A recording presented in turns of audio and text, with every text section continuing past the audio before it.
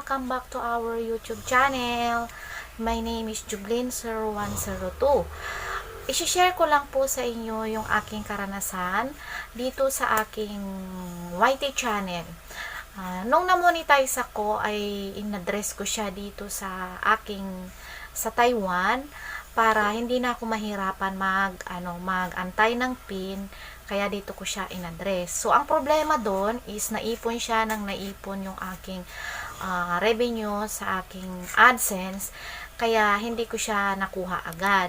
So ngayon nag-decide ako na kumuha or mag-open account dito sa Taiwan para dito ko na lang kukunin yung sahod ko kasi dito ko naman siya in-address.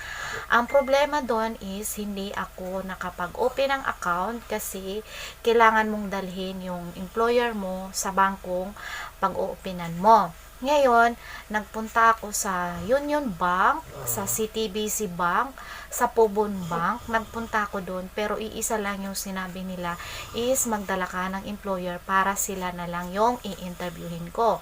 So, dinala ko naman yung amo ko doon, yung anak ng amo ko, dinala ko naman siya doon sa Pobon Bank. Ngayon, nung nag-apply ako doon is wala man lang akong hinawakan na form na di ba pag nag-open account ka is pagkatapos mong mag-open account is ibibigay na sa'yo yung passbook and ATM. Kaso, ang sinabi doon is 3 days evaluation pa.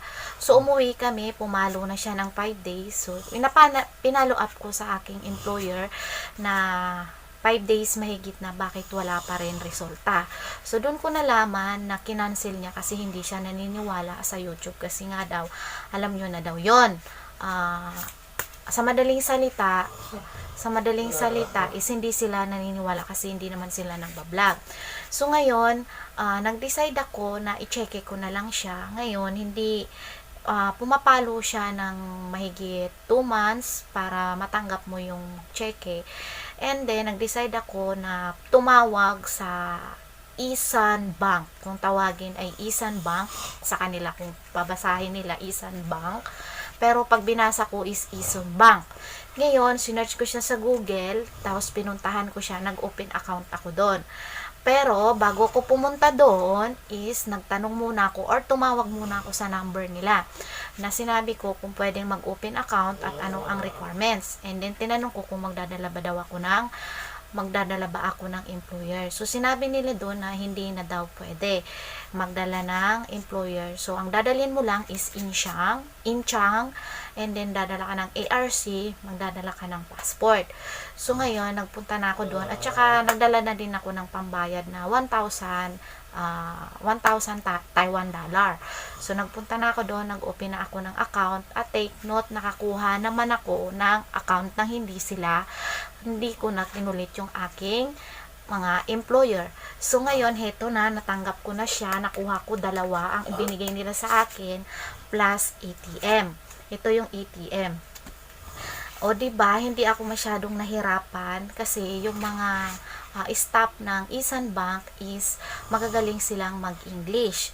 Yung mga nahihirapan dyan na ginagamit nila is Taiwan address, tapos nahihirapan sila kung saan sila sasahod. So, ang share ko lang sa inyo is mag-open na lang kayo sa Isan Bank, magdala lang kayo nung nabanggit ko na mga requirement, tsaka huwag niyong kalimutan na magdala ng 1,000 Taiwan dollar. Yun.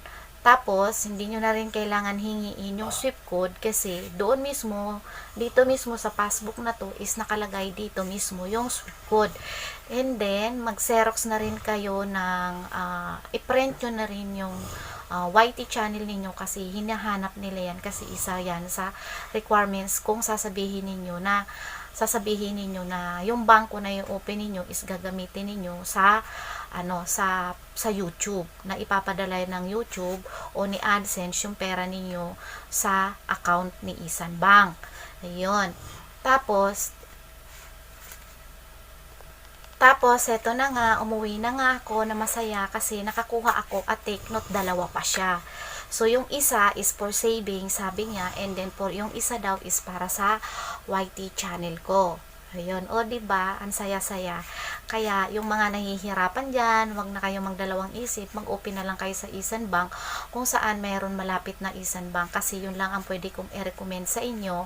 Kasi yung post office po ay ginamit ko na po siya, kaso nga lang is mali-mali po yung swift code niya. So nalaman ko doon na hindi pala allowed i-AdSense yung post office kasi wala pala silang swift code. Meron naman nagsasabi na meron daw nakakasahod sa post office, meron din nagsasabi na hindi daw sila nakakasahod sa post office kasi wala naman daw binibigay na swift code. So para sa akin is naranasan ko na binigay ko yung account ko sa post office, binigay ko doon, ilinagay ko doon sa AdSense. Kaso nga lang is hindi siya tinatanggap. Binabalik ni AdSense yung pera ko. Ibig sabihin nun, mali yung swift code na linalagay ko kasi mali-mali yung binibigay ng post office na swift code.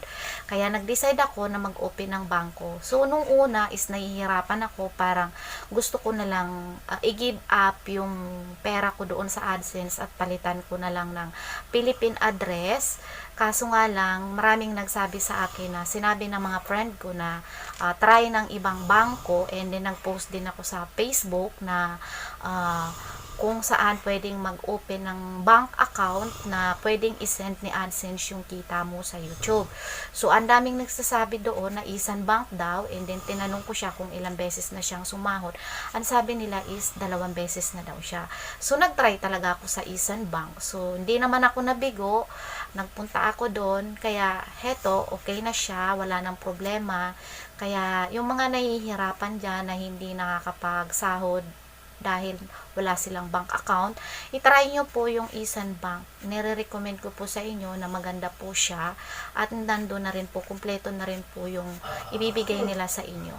Kasi kahit hindi nyo sabihin na kailangan mo ng swift code, is nandito na po siya, naka-indicate na po siya sa passbook yung swift code na kakailanganin ninyo para sa paglalagay ninyo doon sa AdSense kasi kailangan ng swift code, diba?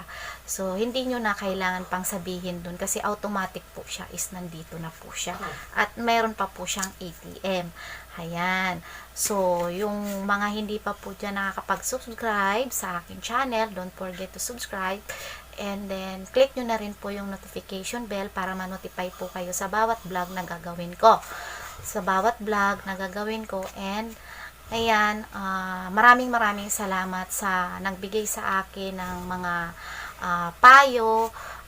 Una sa lahat yung nag-post ako sa Facebook, pangalawa sa aking best friend na si Lechong Ten Channel, and then si Kuya Steven, at saka sa mga bumubuo ng GC namin na gawa ng paraan kasi sayang naman daw. So ito naman, ginawan ko naman siya ng paraan, hindi naman ako nabigo kasi nakuha ko naman yung account ko doon sa Isan Bank, and then hindi naman nila ako pinahirapan kasi magagaling naman silang mag-English. Ayan.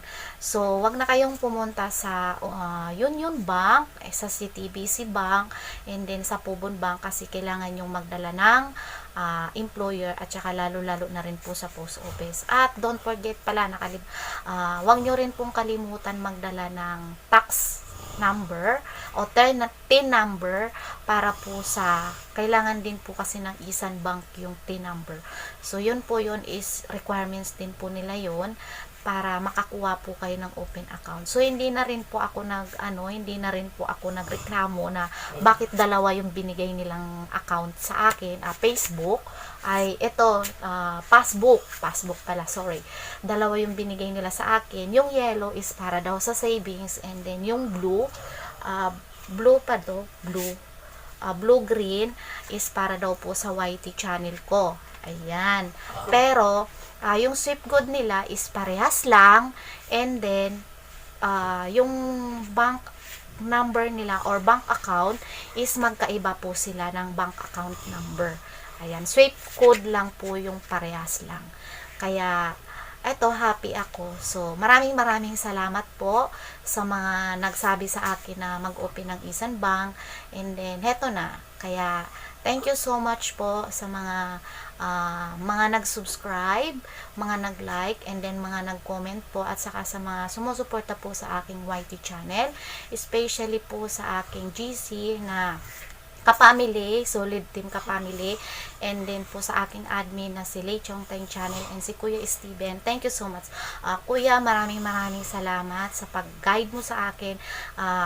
Kahit anong problema is nandyan kayo ni Lei Chong Teng Channel. Maraming salamat kasi hindi nyo pa rin ako pinabayaan na dalawa. Kasi alam ko at alam nyo rin na nangihinayang rin kayo na yung pinaghirapan ko is mapupunta lang sa wala, kasi sayang naman talaga, kasi medyo malaki na kasi since nung na-monetize ako is hindi ko pa siya nakukuha, kasi yung pagkakamali ko lang doon is inaddress ko siya sa Taiwan, hindi ko siya inaddress sa Pilipinas. Ayan. So, kailangan nyo munang kunin yung, kung may laman yung AdSense ninyo, kailangan nyo munang kunin, and then, saka nyo na lang palitan ng address sa Pilipinas kapag wala ng laman yung AdSense ninyo, para hindi siya masayang, kasi i-close nyo po yun. And then, papalitan nyo po siya ng AdSense, and then, papalitan nyo rin po siya ng Gmail. Ayan. So, maraming salamat po. Thank you so much po sa lahat ng mga nanonood ng aking YouTube channel. And sa mga sumusubaybay po sa akin, maraming salamat po. And God bless po. Mabuhay kayo. Thank you.